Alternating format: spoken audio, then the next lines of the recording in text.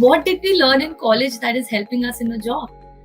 Absolutely nothing. What we read in theory, it's not going to help us to gain those important skills that we need to show to get ahead in life.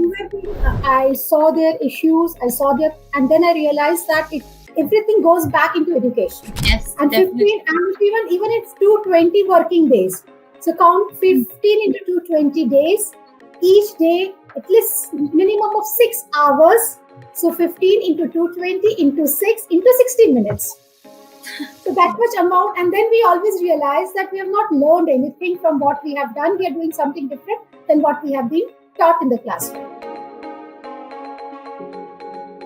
A very good evening, everyone. I'm Shreya Saxena, and I'm the host of Not Alone at the Top, Unsaid Stories of Heroes podcast, where we delve deep into the dynamic world of community leadership. Join us as we uncover the insights, experiences, and advice from leaders who have successfully built and impacted multiple communities. Today, we have with us Dr. Geetika Saluja. As ma'am quoted in our conversation before, she is a selfish educator. Well, we will leave it up to ma'am later in the podcast how she wants to explain it and how she wants, what takeaway she wants the viewers to have of it. Ma'am is basically the co-founder of Boho Homes, and there's a lot about her. Ma'am is a scholar basically who's into the 4 P's, which is people, planet, profit, and policy.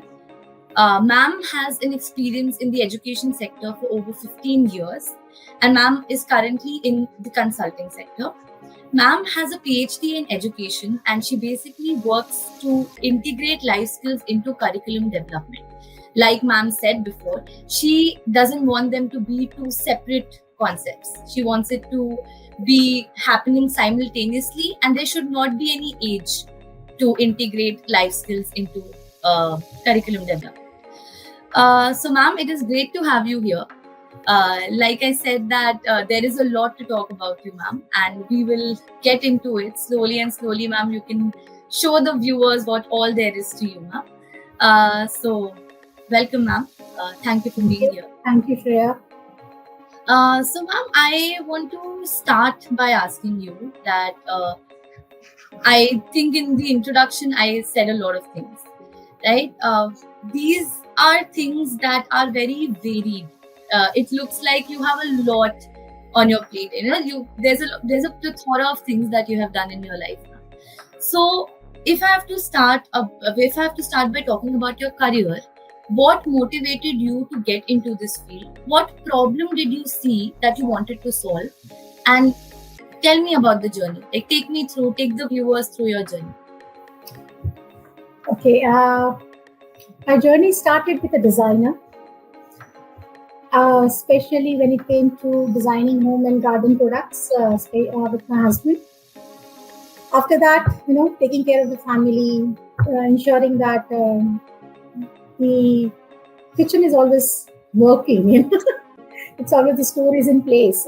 We realize that there are a lot of ups and downs in business. So both of us cannot be in the same basket. So that's where I joined. After my son was born, I joined B.Ed because I had done my MSc in microbiology. So, and I have married to a person who always believed in doing a business. So that came very naturally to us.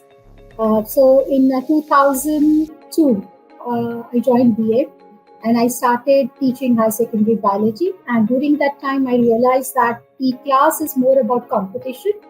Less about cooperation. It's more about brands. It's more about pulling someone down, even if not well, so that the parents and all felt that there was friendship. But I always realized that sitting on the other side of the table, I can see who are whose friends and how they support each other.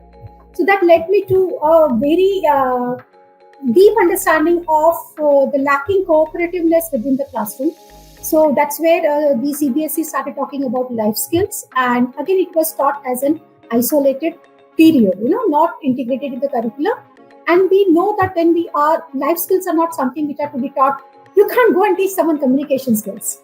You can't go and teach someone leadership skills. You can't teach someone time management, So you can't take a period and teach all that goal setting. It has to be a part and parcel of your day-to-day activity, and people learn from demonstration. People learn from mirroring, and then they understand the concepts of it. So you can't start with a concept and then ask them to emulate the concepts. So that's how, as I said, I'm a selfish educator. So during my entire process, I realized that I need to, Geetika, this is something which I need to contribute into this. And that's where my MEd, MPhil, PhD started into cooperative learning structures, understanding them and how it can be incorporated across the standards, across various age groups, right from pre-K to, I can say, university. Very frankly, Shreya, if I ask you, 15 years of your life you have given to benches and four walls. 15 Absolutely, ma'am. years. Yes, And definitely. 15, and even it's 220 working days. So count 15 into 220 days. Each day, at least minimum of 6 hours. So 15 into 220 into 6 into 60 minutes. So that much amount, and then we always realize that we have not learned anything from what we have done. We are doing something different than what we have been taught in the classroom. Yes. So that's where work skills comes into picture, and that's where life skills integrated within the curriculum comes into picture, and designing a curriculum pedagogy in such a way that you can convert a cooperative classroom to a competitive classroom to a cooperative classroom, where actually it's a win-win situation for everyone and there are no piggy bankers. So it requires a lot of changes. It requires the change at the level of even, I can call it as evaluation as well, and then admissions in the universities. So it's a good concept. I'm working on that. So for 15 years I was with school working on this concept, and then since last 8 years, so almost I can say I have got to, from 2020, from 2002 till 2024, 22 years into field of education, blending it with entrepreneurship. And then that's where I left school in 2015, and thinking that now I need to understand actually the workplace, how the cooperative structure, the MNCs work, how do SMS, small business works, medium sized MSMEs work. So I started interacting with all kind of business people, and I saw their issues. And then I realized that everything goes back into education. If this is better, the thought process, the mindset of the people when it comes to even business. At present, right, I'm fighting in Ahmedabad with the government authorities, because we are developing a flyover in the place where they have already marked 220 trees to be cut, and they're all mature trees. And in return, they are telling us that there are 3 million trees which we are newly planting. But they are cutting 220 trees, 220 to 230 trees, which are almost 50 to 60 years old. Now tell me, these 3 million trees, when they grow up, they will take at least 30 years to contribute what these trees have been doing.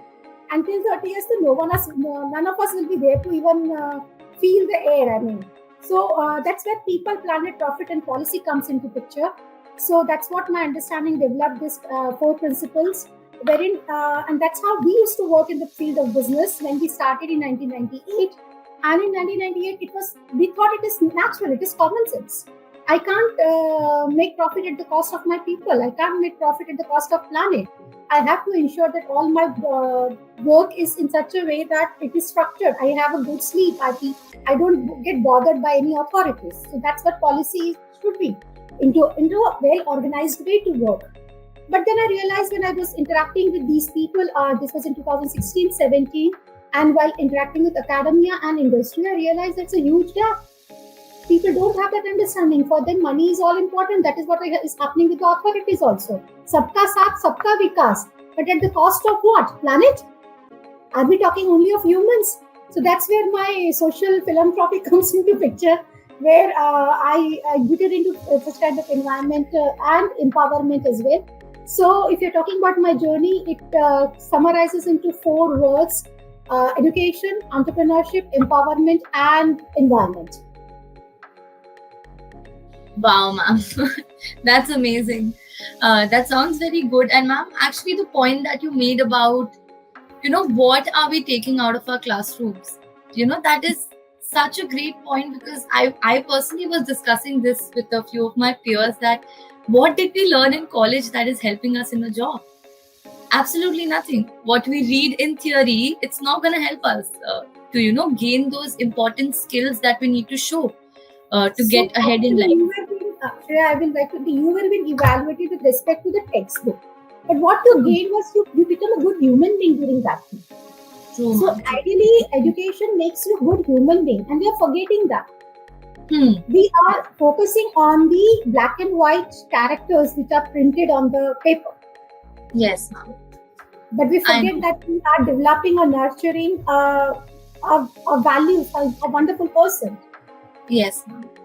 and It's that's great what to education has given you. Yes, ma'am. And it's great to be sitting here with you and listening to, it's like finally someone understands that, that is a flaw. It is a loophole in the education system.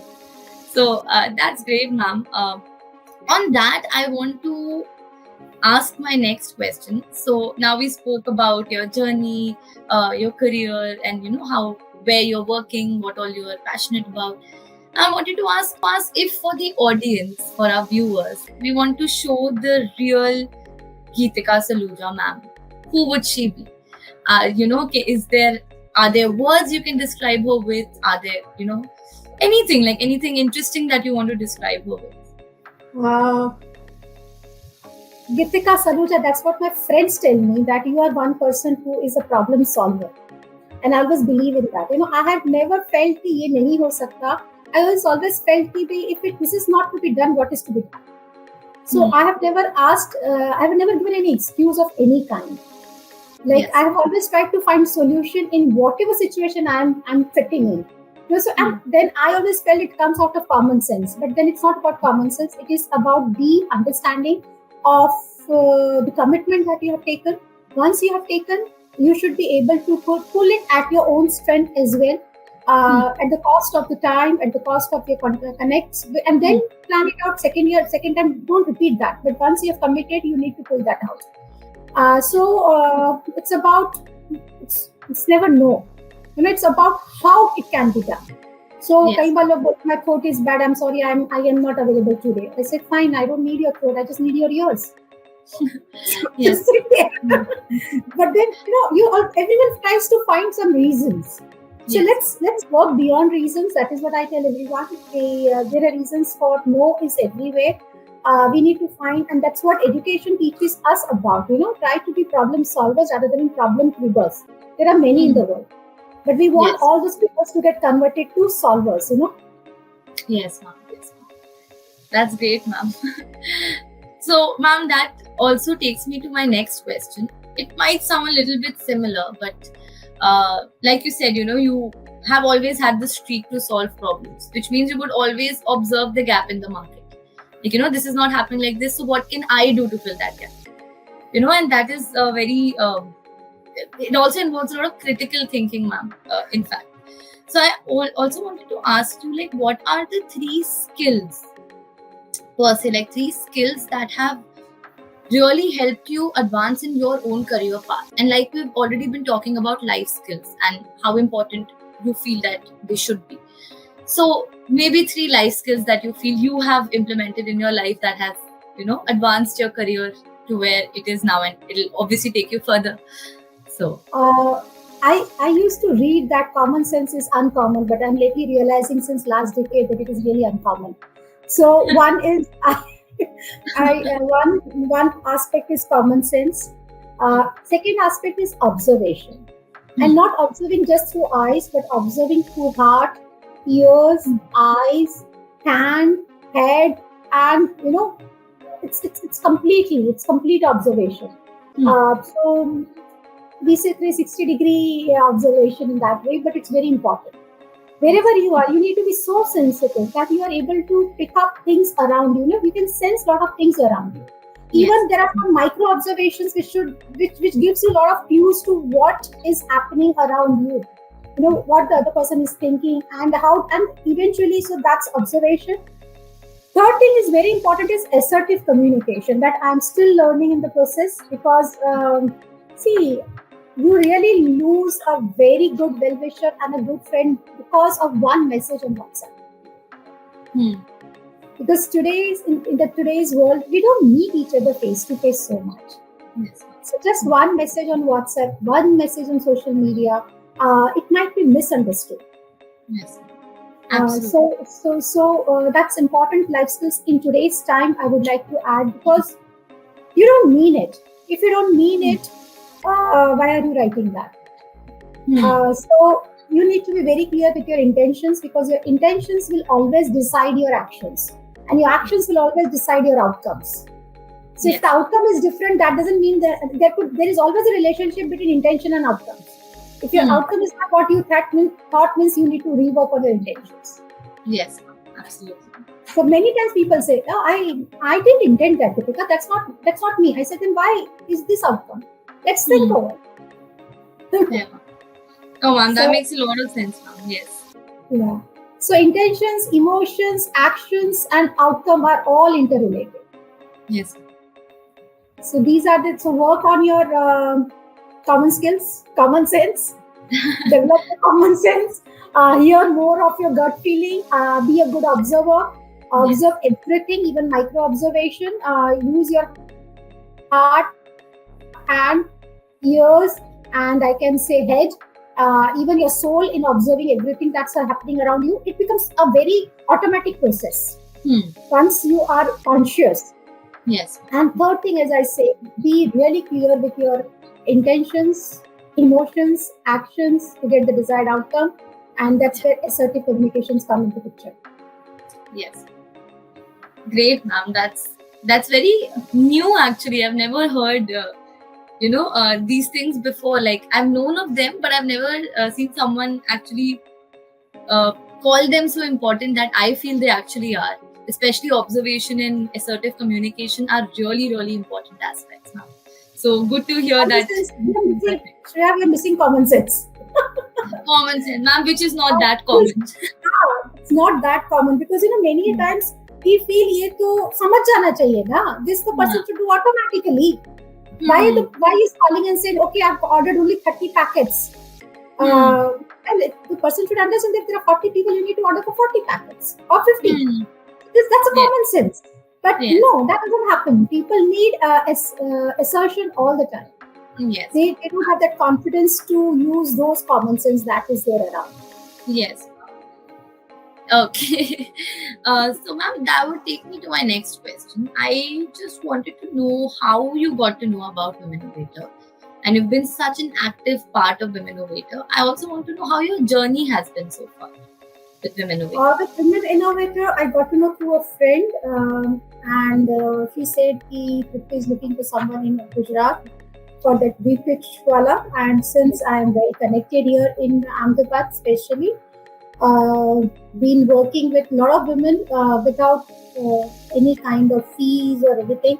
I've been Yes. always available to a lot of women around. Have created, I can say, virtual community. I don't believe in meeting every time and actually saying that, okay, this is the charge for the breakfast, or this is the charge for the membership. But I said this is a virtual platform. You all join and try to support each other without creating any kind of I can say confusions wherein you need me to intervene, because we are all adults working with each other. And it has Yes. come out so well. So that's how things happened here in Ahmedabad. And she said, this is how Women Innovator is trying to pitch with pitch Yes. awards. And that's how we started that first thing. After that, I'm still into process of exploring the Women Innovator, because the distance is an issue. Delhi and Ahmedabad, and again, everyone is so much occupied that reading in the WhatsApp group all the time doesn't give that clear understanding. And as you know, I'm a person who feel, okay, this is what I'm going to learn into this, then I will dive into it. Otherwise, I'll just skim, read, and then move forward. Yes, ma'am. No. I absolutely get that, ma'am. Okay, ma'am. It's good to know how your journey has been, and like I said, you've been a very important pillar of support and guidance for women who are a part of the Womennovator community. So, ma'am, next I want to ask you is that, like we spoke about, what is there that you haven't done? There's so much on your plate. There are so many things that you have done. So, what is that one career advice that you would like to give our viewers who are young and who want to start a career in, let's say, community leadership, or to extend it, want to do in something in the field of education, or, in fields that you have been a part of? Or let's say a generic advice, like for anyone who's starting their career from a young age, what advice would you give them based on your Okay, so you asked me for two specific things which are very different. So general advice I would really like to give when it comes to career is one thing is be a giver. Be a giver. Simultaneously, don't when it comes to community, developing a community, it's not a simple thing. It needs a lot of patience. It needs a lot of attitude to give and involve everyone. So there, it's not about me all the time, me getting all the attention, me getting in the center of everything, me being standing and everyone complimenting. It's all about people here, and simultaneously, it's a very thin line where you don't dissolve your identity. You don't dissolve your the purpose of starting the community, because that purpose should not get dissolved even in the end when you involve so many people. So there should be a clear communication of the vision, and there should be a clear outline of what is to be done and how it is to be done. And when it comes to women, you need to have a lot of patience to hear their small issues, especially when it comes to business. They are all, even they come from a very wealthy family, they always feel that I'm here to make some money to show to myself or to my family or to my friends that I can make money. So in that case, I always believe don't get into that feeling that you are there to make money or to prove that your self-worth is only depending on what amount of money are you making. Money has always come to me in a way where I have been a channel to take it forward, whether to give it to the workers or to develop the institute or the organization or support the community or do any events or which supports more number of people around. It's always the game of multiplication. So that's where whenever you start a career, it's always important to understand that we have got only one life. ये जिंदगी ना मिलेगी दोबारा is actually the truth. And I believe that when we die, we don't need to start from a rebirth is there. I believe in rebirth, very frankly. And I say, if I'm reborn, I need to start from where I have stopped. I don't want to go back to the pre-KG and start sitting on those benches again. From where I have left. So it is very, and I'm not going to take anything that I have earned. But yes, in today's world, people also don't forget. People really forget you very easily. Very, I don't know, but this COVID has taught us that we forget people after they pass away. So don't think much about it. Just think that about your own self. It's my life. What I want to do in this life. Have I served being judged clear to the upper consciousness that he has given me? I'm born as a human. I could have been born as someone else, but I've been born as a human. Have I justified my role as a human? Yes. That's great, ma'am. That I think that advice will resonate with a lot of our viewers. So I'm talking about the advice part. I also want to talk about the challenges part, because no journey is easy. Every journey has obstacles, has a few hiccups, and it takes absolute resilience to jump over those obstacles and hurdles and continue on your path that you've chosen for yourself. So what would be that one monumental, challenge that you remember that came in your journey to reach your path, and how did you overcome it? Again, it might look very cliche, but yeah, all the challenges have been a growth opportunity for me. I've seen always in all those challenges how it is helping me to grow. So if it is helping me to grow, I welcome those challenges because, and again, there is never a no. There's always, you will find ways to get things done. So when I left the actual environment of heading a school in 2015, which was very sudden because I wanted to understand. I said, I've got now this much years with me. So now remaining part of the life, I need to explore more. I don't want to be frog in the way. Because I've already understood the entire ecosystem by the time. And you need to understand the other part of the ecosystem, which is the field of work, which is the field of life, which education prepares for it. And none of the teachers have actually, so it's not a fault of teachers in the classroom. It's they have not realized it because they are not coming from the background of either business or a long period of service in any sector apart from Yes. the education. So when and they are so tied up in what they are doing that they can't think beyond it. So it's not their fault. They can just reflect. बोलते ना घड़े में वही पानी निकलेगा जो अंदर आप भर रहे हो. So in that case, I thought, now, Geetika, you need to explore other part of the world also. To go back to the education and incorporate everything as a complete learning cycle. So I feel now I've almost completed the learning cycle now, because since 15 years being in the, 13 years being in the school, and then since 2015, so 8 years in the field of work and life. So now I always feel that, but still I always feel this the school system is a closed ecosystem. It's very open to. It's very difficult to make them feel that this is a change that is required. I'm still delving with this concept is how can I actually, even NEP has come into picture, NCFs are there, but still somehow around, because again, as I said, you can't teach doctorate degree of content to a second standard student. Absolutely. So now I feel that I have grown to all those things in such a way that I have to go back to the second standard level and make them understand at that level. So it's not an issue with them, but I have to learn again to make them understand these aspects. This is what is required. So I have to go down again and come to their level to make them understand. We really need to change, because eventually we can't go on complaining कि दुनिया में क्या हो रहा है. Teacher profession, education has to be even with respect to budget and the administration, and the education to budget has to be the highest, because that's the foundation for everything. For everything. If you want to increase GDP, you need to work on education sector. Definitely. Especially on teachers, especially on the experiences, them gaining various experiences, and a lot of things. Yes. I'm sure things will work out in the next 5-year plan. Yes.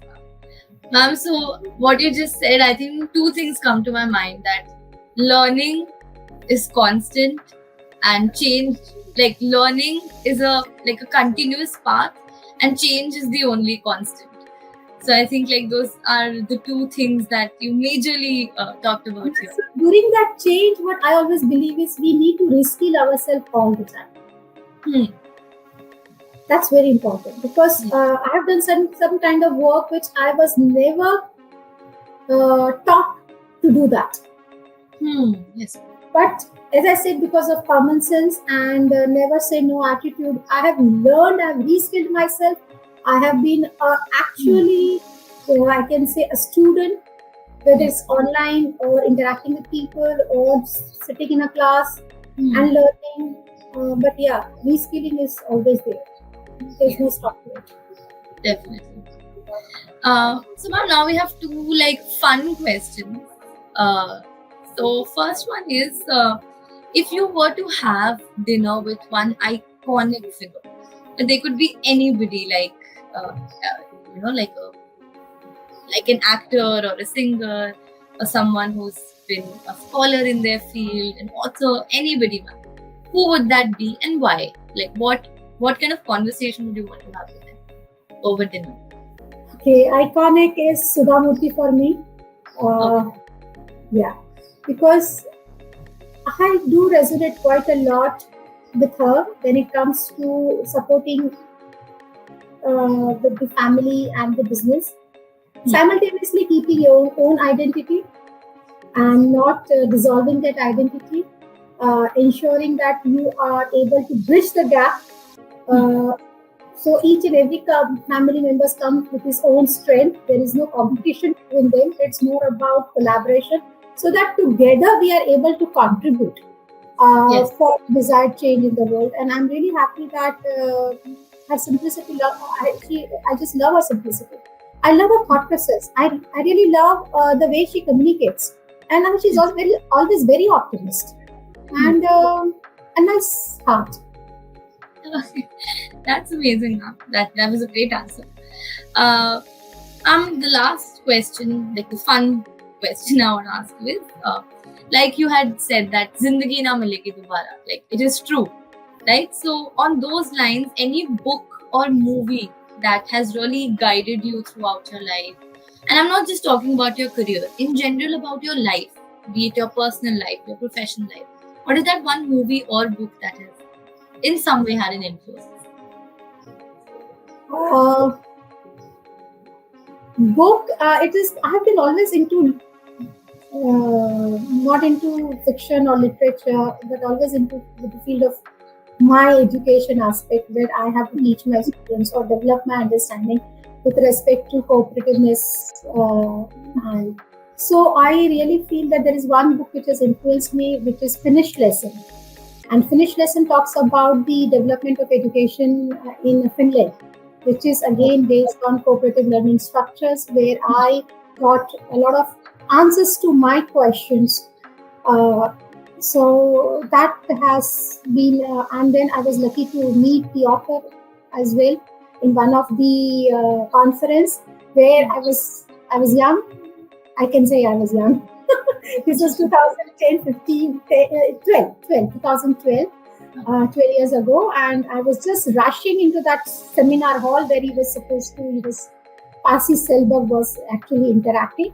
And I was one of the person who was taking care of the school, but doing PhD also simultaneously on cooperative learning structure. Mm-hmm. So at that point of time, it is very important to meet the person who talks about it all the time. So I'm just sitting behind in the seminar hall, and then he asked Gate that I would like to answer someone to answer this question: is how do you overcome the challenges in your classroom, by incorporating cooperative learning structure? And I was wearing a white anarkali at the time. So I was sitting behind, and I was very shy. I was the young Indian sitting there. So somehow, and he said in the end that I'm going to give this book to the person who answers this, and whose answer I would like. So I just raised my hand. I don't know what I was going to say. I just raised my hand because I wanted that book, Finished Lesson. Yes. So I just got up. As per my nature, I'm never into looking at problems as problems. So that's how I answered that when it comes to cooperative learning. So it's not about problems, but it's about the mindset, And so my answer was actually, and then I sat down and I was like, okay, I answered, and I was very happy. And then he said, okay, I would like to give this book to the lady in white from India. Wow. That is what was something which we met after that in a dinner also. And that was a changing course of action for me to understand education in a very different aspect. My one-to-one conversation with him over the dinner. Wow, ma'am, that sounds like a fan moment coming true. It's not about being fan, I say, but yeah, I don't know. I've never. He asked me to be in touch. I've never been in touch after that. But yeah, it's just that.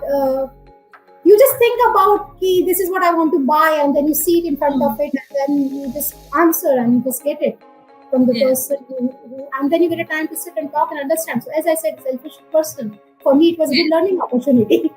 Absolutely, that's great.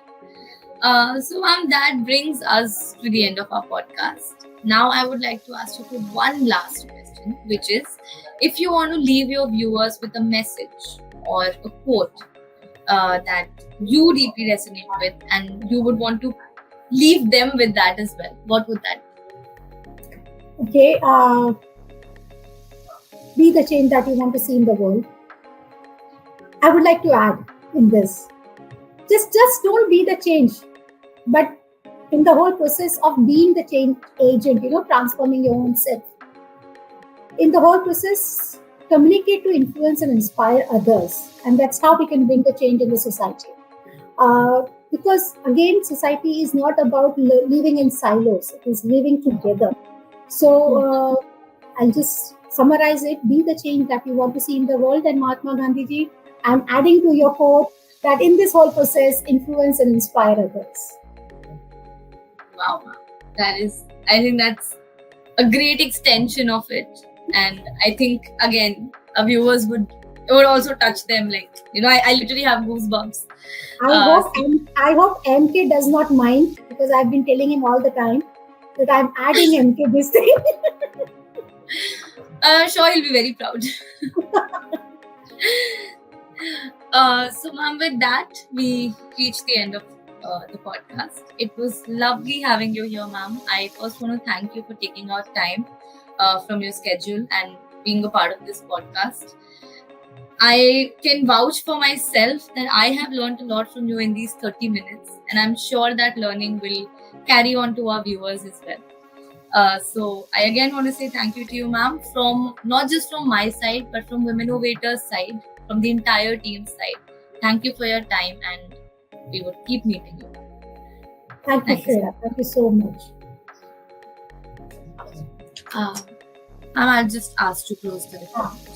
It's almost 35 minutes of recording. Yes, ma'am. So you did it very well. You were able to, you have got good listening skills. Thank you, ma'am. And connecting it with the people around, and connecting with everything. Because most of the time when you are into an interview, it's more about questions planned rather than listening, and connecting. Yes. Most of the time people just have 1, 2, 3, 4 questions, and once you complete the answer, the second question comes into picture. Thank you so much, ma'am. But I would say that this was the point of the podcast, and I definitely couldn't have done it without Tripti ma'am's guidance. And she said this, that it should not sound like an interview. It shouldn't be boring. You should pick up from what they are saying, and then tailor the questions accordingly. Because initially when you sent me a question, I said, "Oh God, is she going to ask me so many questions? I don't have time to even prepare answers for that." Yes, I don't have time to prepare answers for so many questions given in the list. But yeah, eventually I like the way you have conducted it and moderated it. Thank you so much. Thank you so much.